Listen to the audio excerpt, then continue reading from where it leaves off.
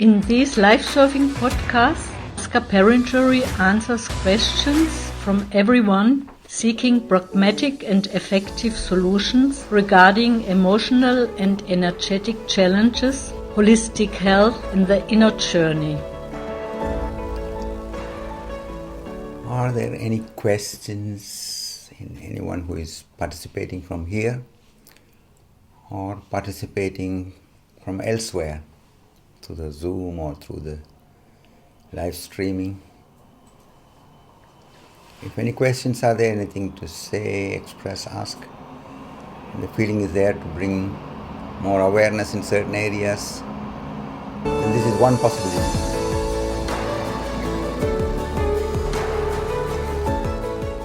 Do you have any question?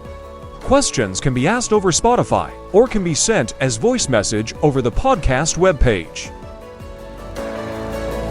Yeah.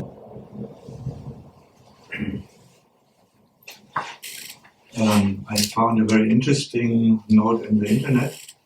Maybe you can read it. It's in German, but I translate it. Mm-hmm. And it's about Daniel Barenboim. He's a very world-famous conductor and pianist. And he's a Jewish background. He was born in Argentina. But his parents came from Russia and with a Jewish background. And all his life he tried to be a mediator between Israel and Palestine. And there's something written in the Süddeutsche Zeitung about him.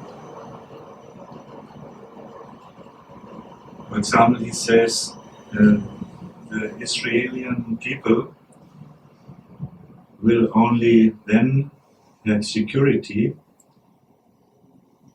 if the Palestinian people feel hope. That means justice. Both parts have to recognize their enemies as human beings and try to feel their point of view, their pain, and their anguish.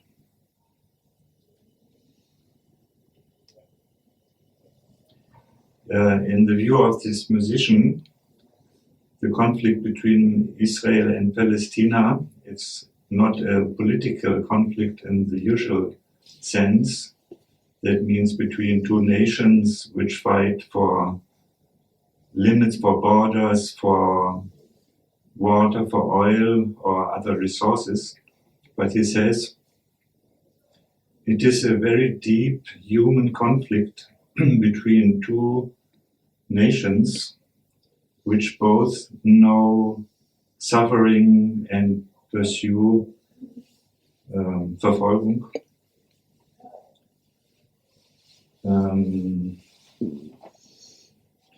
And he reminds on the historical development that both nations, both countries have demands on the same country. So that means that the conflict was unavoidable. And since generations, the borders, the fronten, have become more hard and hard. It's a very sympathetic and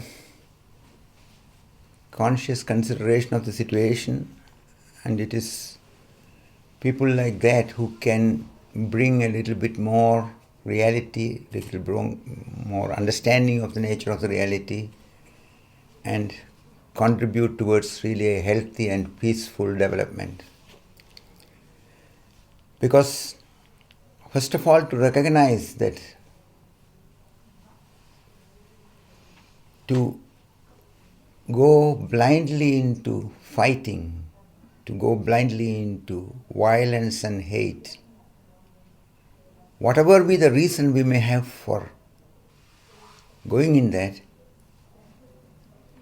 one needs to see and clearly understand that it will not bring any healthy solutions. And what, as this beautiful musician has been mentioning. Everybody needs to have hope. Everybody needs to have visions. Everybody needs to feel that they are supported. And if there is an inimical attitude which is collectively supported from both the sides, then it becomes very difficult, because nobody is seeing the basics, nobody is trying to understand the nature of the reality. Even if both these groups which are existing there have the same interest, the same area, it's all understandable. But the facts have to be also taken into consideration, that we have to learn to coexist. We have to learn, as it was pointed out, to try and feel sympathetically, compassionately, the suffering of those whom we oppose, those whom they are fighting. It is necessary from both the sides. And you cannot have peace when people around you are unhappy and suffering. Within a country, within any system, sooner or later it will come into explosion. Because those who are suffering, when their suffering becomes more and they have no hope, no perspective, they become very desperate. That means they have nothing to lose. So then people who are not having the right, deeper understanding instigate them. We have to fight, we have to go in this way. Then they are very easily influenced. And this is how it works in nature. So one has to go beyond being from one side or the other side, perceiving the situation, but perceive the wholeness of the situation. It is in every area of conflict you can see. In the conflict which is happening between Ukraine and Russia, the conflict which is happening in many African countries, between different tribes, different political interests, different economic interests. When it is not carefully considered that with the approach of violence and force, what we can achieve at the most is a temporary appearance of control and peace. But it is not peace, it is something suppressed and continuing to cook underneath. And it's a question of when it comes into explosion. So it is very significant that those who are really wanting honestly a peaceful solution for these conflicts in every area, not only between Israel and Palestine, between Russia and Ukraine, between all the other countries and all the conflicting areas, the basic requirement is, first of all, to go deeper into the experiential understanding of the nature of our reality. It is easily said than done, because confronting the reality means confronting all our settlements, all our conditioned way of looking, all our vested interests, our pride, our prejudice, our fears, our calculations, our clinging. Because when we are not honest with what is working in us and from which basis we are reacting to each other, we cannot find healthy solutions. That is why those who are understanding are reminding everybody, first understand the nature of your reality more deeply and directly. Because when you understand yourself more deeply, you will also understand the other more deeply. When you understand your fears, your calculations, your cleverness, your whole wishes and the clinging to certain prejudices and pride, when you see all this in a naked way, we are not trying to judge yourself and put yourself as good or bad, but just seeing and facing, then you see that the other is also in a similar situation. Everybody is trying in their way to come in terms with life. Everybody wants to have a good life, to have fun, to enjoy life, to love, to be loved, to celebrate in their ways. But it is only possible when we create an atmosphere of friendliness, atmosphere of acceptance and respect. And we are not able to create an atmosphere of acceptance and respect unless we clear the conflicts within ourselves. If we are in fight with ourselves, if we are forcing ourselves to be in a certain way and believe that I have to be powerful, I have to be stronger than the other, and I have to prove that I am superior, or the fear that when I am not in a certain way, then everybody will do what they want with me. So there are so many factors which are working in oneself, which we have to bring into a conscious level. Understanding yourself deeply enables you also to understand the other in the same depth. That is why it is said that it is like when you are using a bow and the arrow, the deeper you pull the arrow towards yourself, the farther it goes in the opposite direction. It is just to make it visible that the deeper you understand yourself, the deeper your understanding of the other becomes. And as you penetrate deeper into the nature of your reality, you will realize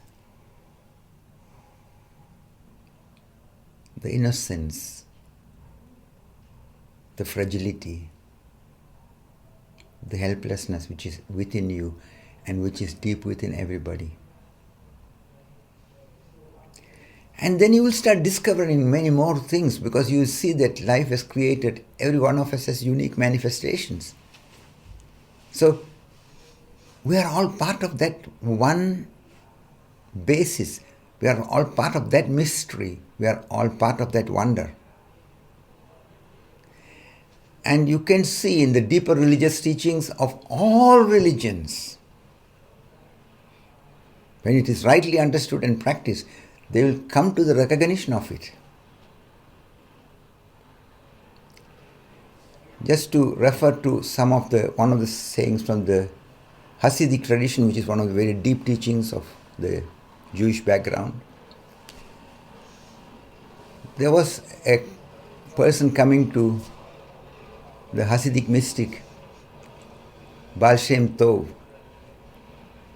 and asked him, what is the essence of Torah and Talmud, which are the holy scriptures of the Jewish background? And the person said, I'm standing on one leg and I cannot stand and wait. Please don't give any long, elaborate explanations. Put it very precisely so that I can understand it in short time and go. Then Baal Shem Tov smiled and said, the essence of all these deeper teachings is love.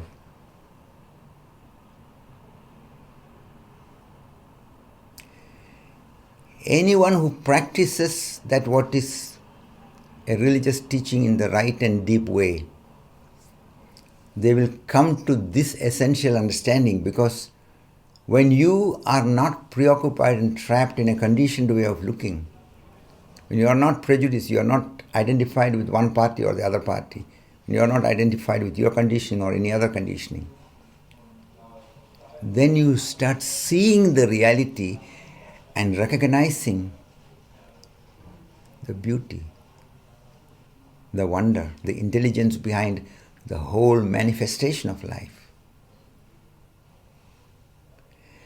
And this experiencing of the non-dualistic basis of the reality brings spontaneously, naturally, what can be called a quality of compassion, of love, of joy, of gratitude, of celebration. Because you see, every aspect of creation has its relevance. We don't need to fight against each other. We don't need to get rid of anybody. We need to understand, we need to support each other. And that becomes possible only when those who are having any kind of capacity within these circles, within these backgrounds, and from everywhere, share their understanding, bring it into visibility. So I find this contribution of this beautiful musician very significant, because somebody who has come from that background and is sharing impartially from a deep insight, that is easy for people to take from both the sides. And this is very, very important, because behind the diversity of appearance, all beings arise from the same source. Not only human beings, all the other living beings. And as your understanding of this nature of the reality becomes direct, not because you're believing somebody's statements and saying yes, yes, no, that's not enough. When you go into the depth of your inner quietness, where you are not trapped in any role, where you are not trapped in any goal, that is what silence means.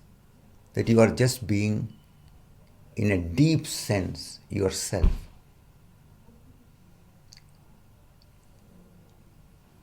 From this state, you will see and experience and respond spontaneously in an intelligent and healthy way.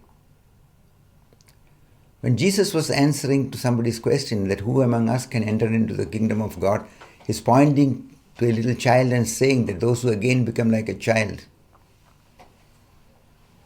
It is referring to the same quality of consciousness where one is not trapped in any identification, because it is from this distance we are able to see the wholeness of the reality. Yesterday I was also mentioning to some friends who were here for another meeting which we had, that when people go from the earth on a space travel and go beyond the orbit of the earth into the outer space, and from there they see this small planet,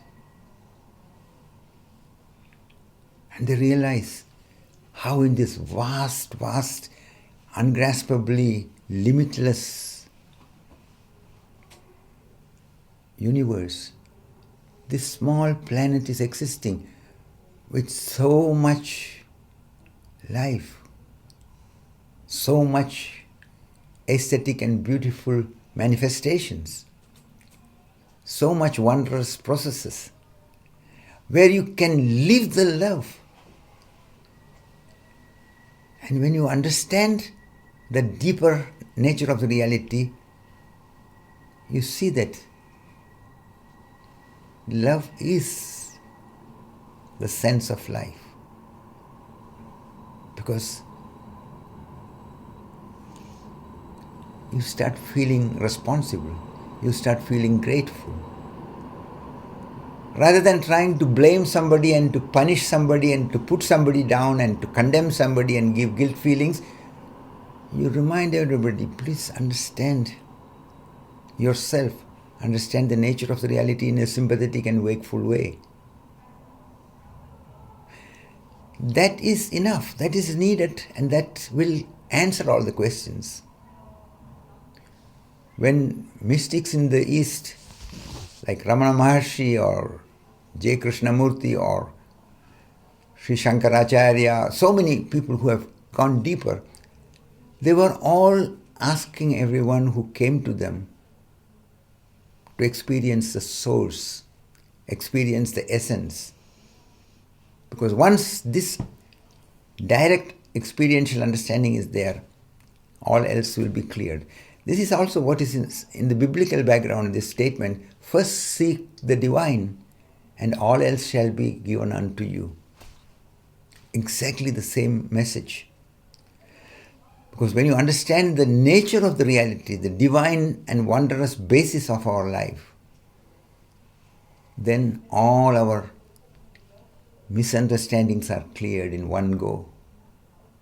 And that is the answer, which is a real answer. That is why those who start even approaching very consciously, sympathetically to understand each other, rather than staying with judgments and punishment and condemnation and hurt feelings, which is very easy because, as this friend has been mentioning, both the opponents are getting more and more hard. One hurts the other hurts more the other. And then it becomes very, very difficult. But yet, violence is not an answer. Hate is not an answer. Indulging in our negative feelings are not coming from our intelligence. Negative feelings are arising as a part of an unconscious process in us. But it's our human responsibility to confront these unconscious reaction processes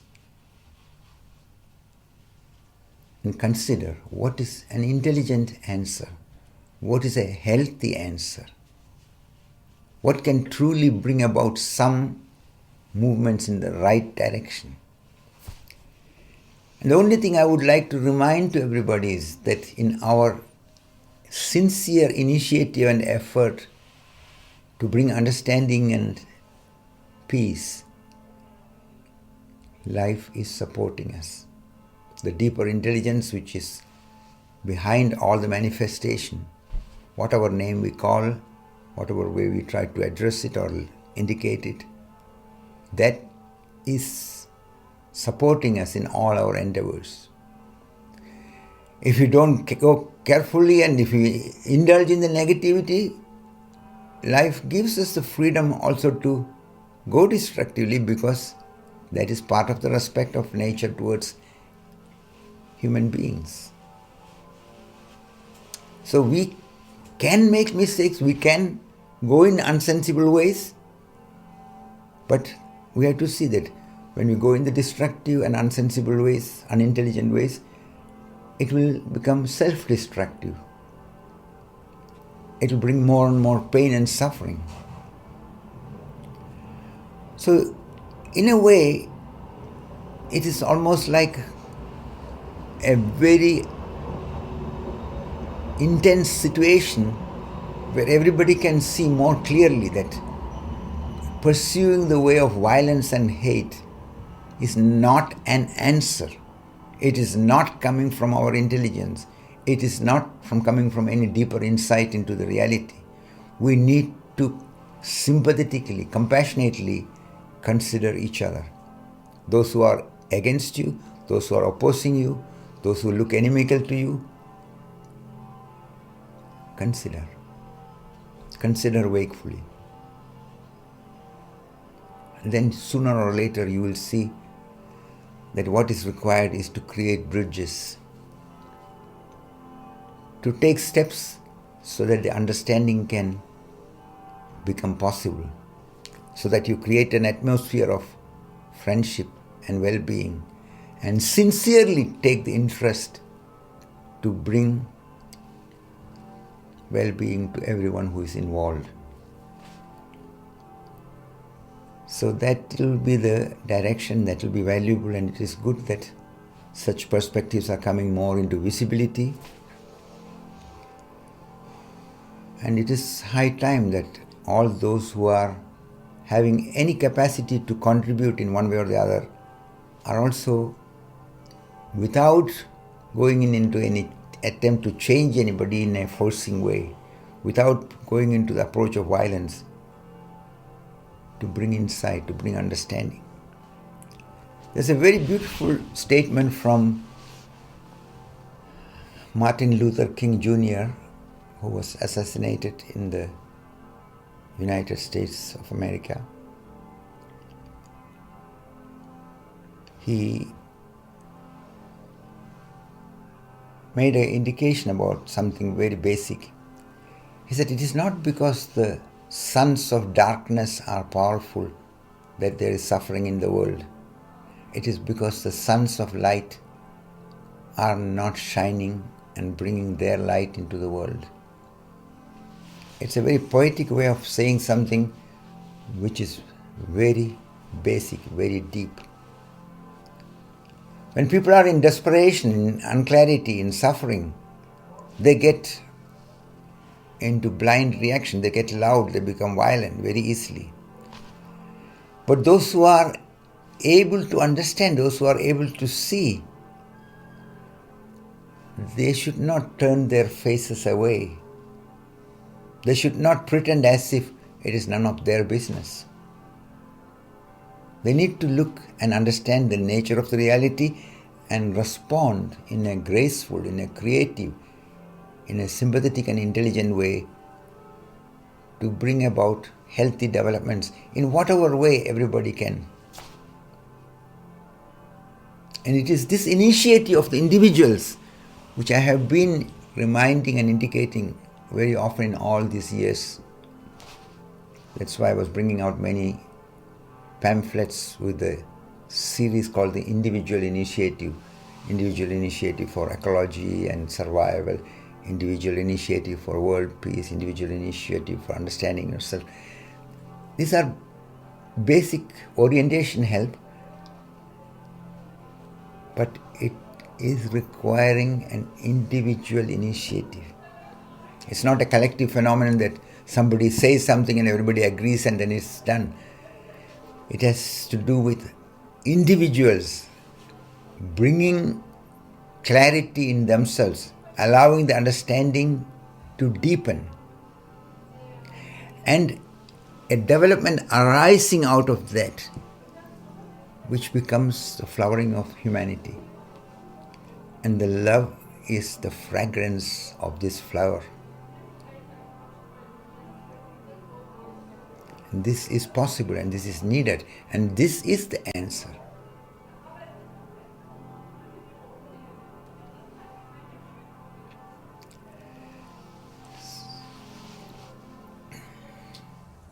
A lot more questions to be answered.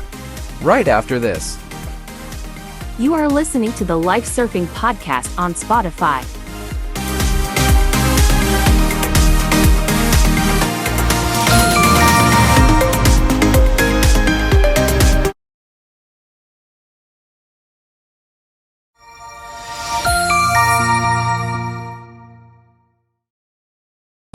Welcome back to the Life Surfing Podcast. We continue with some more questions.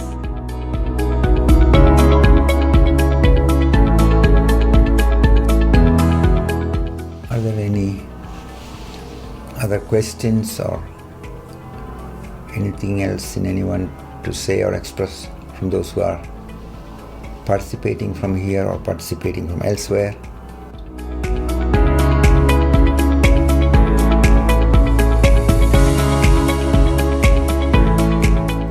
Yeah.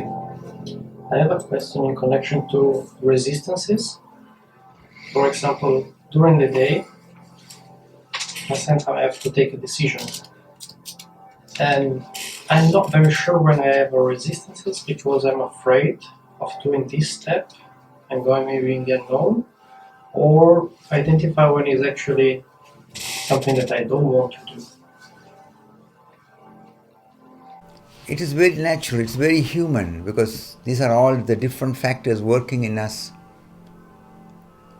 That is why my reminder to everybody is accept yourself, respect yourself with all what is there, and stay very wakeful and present to see, to let it become conscious to you, to let it become transparent to you. And when it is allowed by you that you can see what is the so-called resistance, who is feeling resistant, and then you start going deeper into the understanding of it. Then you start seeing, oh, there is some fear or some calculation or some desire which is working, or something which one is clinging to and don't want to get touched there. So many factors which are undercurrently working suddenly starts becoming more conscious to you, more transparent to you, more visible to you. And then you see that, okay, it's my decision. It's left to me. And when you are not taking sides one against the other, when you are not trying to cling to this nor that blindly, your deeper intelligence is able to come to manifestation. Then you can see what is in this situation a healthy answer. What is in this situation an intelligent response. And that is what is making the difference. Because you are not suppressing anything in yourself, you are not trying to force yourself into something or the other, and you are not acting from taking sides with one part and fighting against the other part. You are allowing the wholeness of your reality. And that is what I mean when I said don't identify with any of these aspects. Notice that it is all working in you. And in this way, let an inclusive understanding, let a holistic way of seeing the reality become possible for you. That means you are not choosing one part against the other, but you are seeing the interconnectedness of all of that. And through this deeper insight into the nature of the reality, when you take a step, it will be moving in the right direction. And remember, it's not that you take a step and then say, oh, now you have it. No, you are present. You go on looking from moment to moment. You are ready to correct your decisions. You are ready to understand it in a new development, the new insights which you gain. This is what I am trying to indicate when I use the expression life surfing. Because the surfer on the surfboard has no settled standpoint. He or she is standing on the surfboard but is always alert and present. May not be doing so much action, but there is a certain kind of intensity of presence. And then the winds are changing, the waves are moving in one way, things are moving very rapidly sometimes in different directions. So the person has to be present. And then when you are present and you are understanding how nature is working, and you come further with, and you find your way. Something of this quality is what is required when we want to face the nature of the reality and allow healthy, human, intelligent solutions for all the challenges we have in different areas. So accept this aspect of resistance, accept the one who feels the resistance, but don't identify yourself with that. Don't go against it and don't hold to it blindly. Look at it all. And looking at it means not only labeling it as resistance, but look, what is the nature of this resistance? Who is feeling the resistance? What are the factors at work? What desires are at work? What fears are at work? What clinging is going on? What mistrust is there? What pride is there? What prejudice is there? When you start facing things candidly like that, sooner or later you see there's peacefulness. And in this inner state of peacefulness and quietness, your perception is inclusive. you are able to answer more healthily to the whole challenge.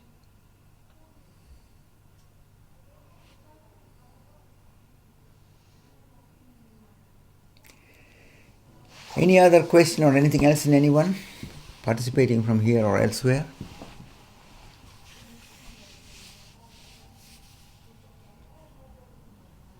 If anything is there, we can still take this time for that.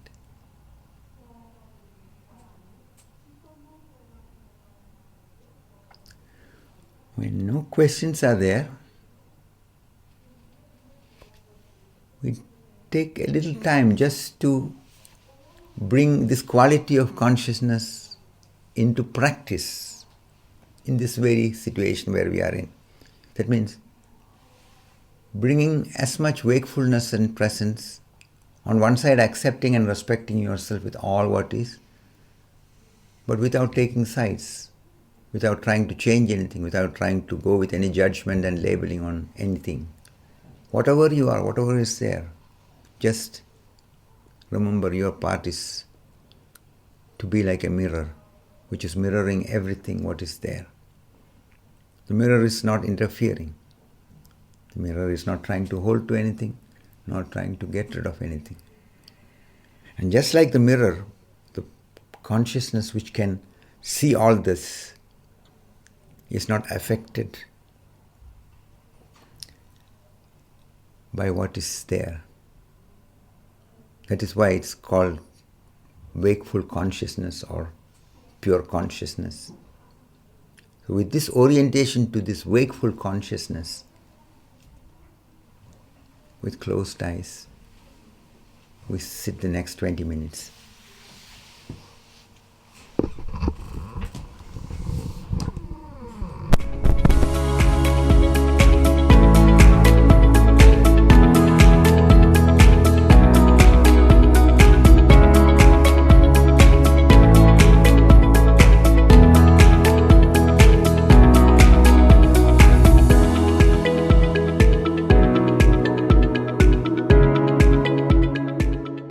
So the next 17 minutes of this podcast will be silent.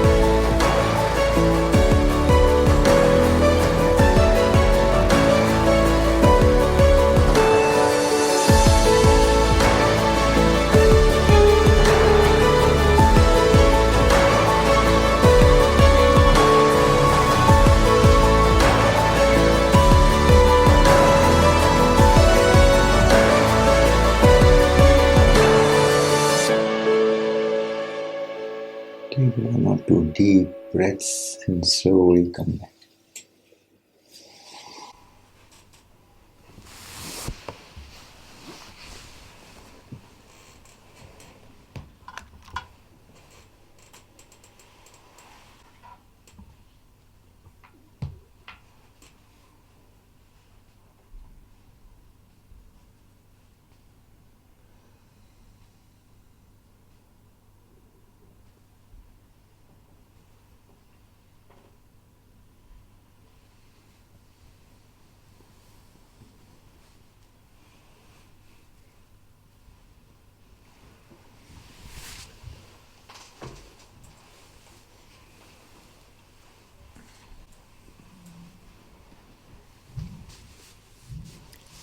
We have a little music to dance and celebrate and express our gratitude to life also in this way.